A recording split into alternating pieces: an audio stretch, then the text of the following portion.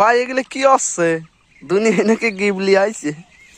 এই গিবলি চক করে সবাই দেখি, যারা এতদিন দেখি করছিল আমি সিঙ্গেল সিঙ্গেল করে কপাল চাপড়াচ্ছিল, তারাও দেখি এখন মানে কাপল পিক আপলোড করতেছে ফেসবুকে।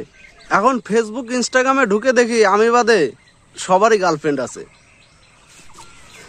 যেসব মেয়েদের 3-4টা করে বয়ফ্রেন্ড আছে বা যেসব ছেলেদের 3-4টা করে গার্লফ্রেন্ড আছে, তারাও দেখি গিবলিতে ছবি পোস্ট করছে। এখন গার্লফ্রেন্ড বয়ফ্রেন্ডরাও কনফিউজ যে এটা আমার ছবি না অন্য কারো ছবি।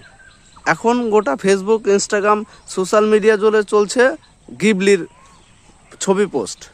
আমিও ভাবলাম একটা গিবলির ছবি পোস্ট করব, কিন্তু এখন গ্যালারিতে গিয়ে দেখি আমার তেমন কোনো ছবিই নেই।